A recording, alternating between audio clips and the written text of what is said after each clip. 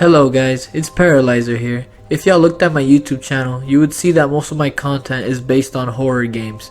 So I felt that this would be a very important video to make. I want to talk to you guys a bit about the content I make and why I make it. For the people who ask like, why does this dude play such old games, or why is this dude playing such an old game so late? In this video, I'm also going to tell you guys why I've been taking so long to finish SOMA, which I'm dropping a video of soon, and why I still haven't finished Cryoffear. And overall, I just want to tell you guys my journey falling in love with horror over the years, and I'm kind of reaching unk status. Like, I'm 20 years old now, so I think I've got a fair bit of internet knowledge to share with the youth. But to start off, I want to explain why the hell it took me so long to play these games. So first, I gotta take you guys back to an ancient time, back to 2012, a time where PewDiePie ruled over the internet. Look at that penis. A time where creepypastas were just starting to rise in popularity. This was the start of the gaming era of YouTube. The effects of this era of YouTube are still seen today. There has not been any other kind of content on this platform that has thrived for as long as gaming content, and it all started with PewDiePie. And man, did I eat up his content like f***ing cereal when I was a kid, man. I loved that shit. Before PewDiePie, I was but a simple child. I had cable TV, but that ended abruptly when my family decided, screw that, it's too expensive, let's have internet instead. Before the great switch to internet, I watched Nicktoons, Dragon Ball Z Kai, Avatar The Last Airbender, SpongeBob. That's mostly what I watched. Obviously Cartoon Network and Disney XD went hard as well. I even liked watching Boomerang, if any of y'all remember that. But slowly creeping its way into our generation's childhood came YouTube. And the person to blame is not PewDiePie, but Fred Figglehorn. Hey, it's Fred! Hey, it's Fred! Now, y'all might not know who this is if y'all are a little young. The first time I saw Fred, I was just watching iCarly and he appeared and I was like, who the hell is this guy? And a few years later, it all made sense. And then Nickelodeon dropped the Fred movies, which I don't care what y'all say, I love those movies. But then there came a point where people said, yeah, we can't watch Fred forever. The content started shifting. And when PewDiePie started dropping those Amnesia custom story videos, oh man, that was entertainment. I know that was our skibbity toilet. People think PewDiePie is crazy now because when he plays Minecraft, he gives little voices to all his pets. Hey, what a sheep. He has like 100 split personalities in all of his videos, but that is the content he always made. Back in the Amnesia times, he would pick up a random rock, call it Jennifer, and that was his ex-girlfriend now for every episode he does of Amnesia. And I just loved that as a kid.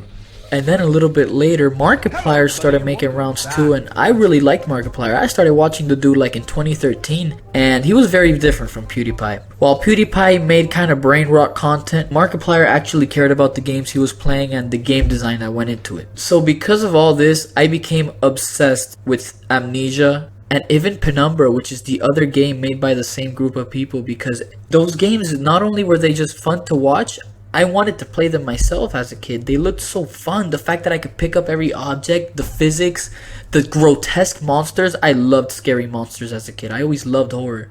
But not only did I like watching YouTubers play them, a part of me wanted to experience them for myself. But that's normal. If you're watching a YouTuber play a game, it's probably because you enjoy that game. It's like watching sports. If you like watching soccer, you probably like playing soccer. You can watch someone play a horror game without playing it yourself. But here's the issue. I was so fascinated by the f***ing mods. Excuse me, the sir. fact that you could turn a horrifying dark game into this, that fascinated me. It's like, it's the same excitement I got when I discovered Gary's mod, but combined with my love for medieval shit and horror, and a love that I didn't know I had for like atmospheric games and really immersive games. That shit just combined into like something that is enjoyable to me beyond just horror and getting scared. But sadly, I could not run Amnesia on my computer as a kid. Actually, until just recently, I still thought you needed a good graphics card to play Amnesia until I just downloaded it on my girlfriend's laptop and it worked perfectly fine.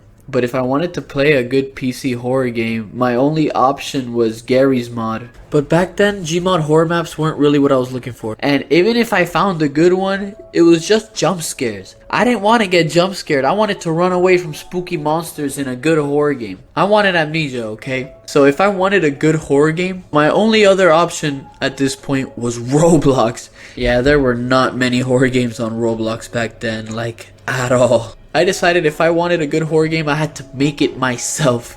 And with a lot of inspiration from Amnesia and Outlast, I tried making my own Roblox horror game. And fast forward a few years and I actually ended up finishing that game, but that's a topic for a whole other video. So yeah, for many years I just waited. And even when Amnesia came out on console, finally, it didn't have any mods. So it felt like, damn, I'm really missing on thousands of hours of fun, but hey, that's life. And playing the main game, I ruined it for myself because I was reading through the Wikipedia of the game. Like, I knew too much about it before I even played it. So, I don't know how I would have felt experiencing Amnesia for the first time myself. Literally, I'd have to die and get reborn for me to know that feeling. But then, someday in 2013, there appeared an opportunity. A chance for me to experience a really good horror game myself. Frictional Games announced SOMA, their new upcoming horror game. I decided I'm playing some of these games myself when I grow up, and from then on, I avoided everything. Every single gameplay of SOMA, cryoffear, every picture, every thumbnail, everything. And I did that for Outlast 2 and Alien Isolation as well. I did not watch a single gameplay of those games, but I finished those games a while ago because I had the chance to play them on console pretty quickly. But SOMA was definitely a game I anticipated a lot.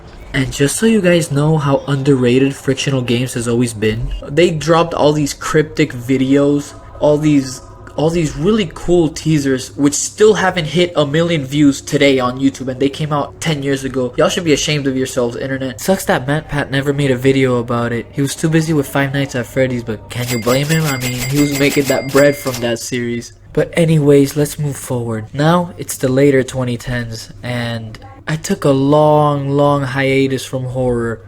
Besides the prime of Fortnite, there wasn't many other games I played. At the time, I guess, I thought my younger self was kind of a loser. Playing and talking about games just didn't seem cool at the time. I had to say goodbye to my gaming self. And then years later, my curiosity got piqued again.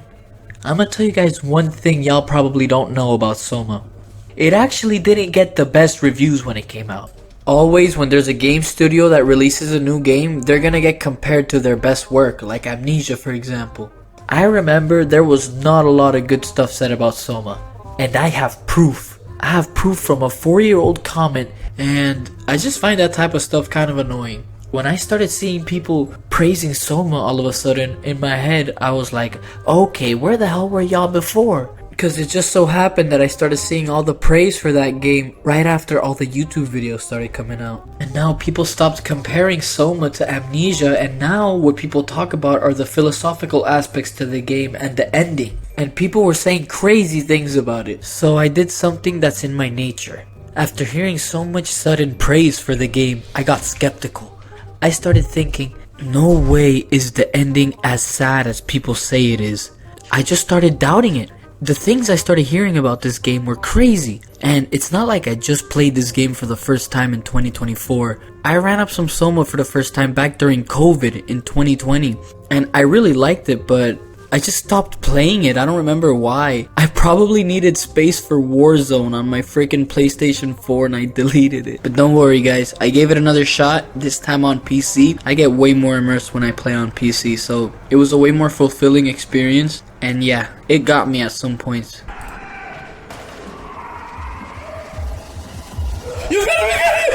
And the crazy thing is, this sudden rise in praise for SOMA has gotten so out of hand that you can't even say the game is scary anymore. It kind of offends people. I was in the subreddit for SOMA and I asked like, hey, why does nobody talk about how scary this game is? Like, and get this, people were mad at me for saying that. And it was especially frustrating to me because like I've played a lot of horror games that are considered really scary, like Resident Evil 7, Outlast, Amnesia. But I'm not gonna lie, SOMA gets me more than those games. Like, I genuinely find Soma scarier than those games, and some people don't even think Soma is a scary game at all. But I understand people. Like, I've read I Have No Mouth and I Must Scream. I know how horrifying the concept of like AI and horrors beyond human comprehension. But dude, really? Nobody's talking about how scary the monsters are in this game? Okay, let me double down. I do remember a lot of people being creeped out by acres when this game first came out. But dude, playing it now, it's so unrelenting. It makes me realize why Amnesia Rebirth got such a bad reputation, because it was competing with their previous game. So if you really think about it, Amnesia Rebirth was pretty much destined to fail unless they brought out some crazy new story elements or like 100 new monsters, because there is so much variety to the monsters in Soma. Amnesia had like 2 monsters that actually had a design, because the other ones were literally invisible. You have some rats and cockroaches just to make the world seem a little more alive. Rebirth, you have scorpions and birds maybe. So at that point I'm like, okay, I'm playing an indie game, I'm expecting indie content. But Soma has the whole ecosystem of the freaking ocean in that game. You look over there, there's a shark. You look over there, there's a stingray. Dude, there's crabs, there's barnacles, bro. There's a lot of content for Soma, and a lot of it didn't even make it to the final product. I'm actually making a whole video looking through the files of Soma, and I found a lot of secret like entities that weren't used in the game. So stay tuned if you guys want to see that. And yeah, in conclusion, Soma is very scary. I'm gonna be dropping my gameplays of Soma pretty soon, and you guys are gonna want to see those. They're pretty interesting, both because I get really scared playing it and because I have a lot of theories while I play it. So now moving on, another horror game that's been getting really popular lately, whether it be memes or aesthetics. This game has been a classic for a while, and now even the new generation is finding out about it. Of course, I'm talking about Cryoffear. I think the first time I saw gameplay of Cryoffear was a PewDiePie scary videos compilation, and it was just a scene where he's running around the forest with his lantern getting chased by some lady. Bro, that looked like the most horrifying game in the world. I told myself I'm never playing that game in that moment, and I actually ended up playing it when I was only 12 years old, because you don't really need a very good computer to run it. But still, my computer was a bit too shitty for Cryoffear. Yes, I'm not kidding. I could run Gary's mod Roblox, but not Cryoffear. It was just too laggy, I don't know. But Cryoffear was horrifying. I had the chance to play it, but I still haven't finished it to this day. And why? It doesn't have as much of a complicated reason as Soma. I really just haven't finished the fucking game. I'm stuck like midway right now. Just to give you guys a fucking idea, that PewDiePie clip of him running around the forest, I have not even gotten there.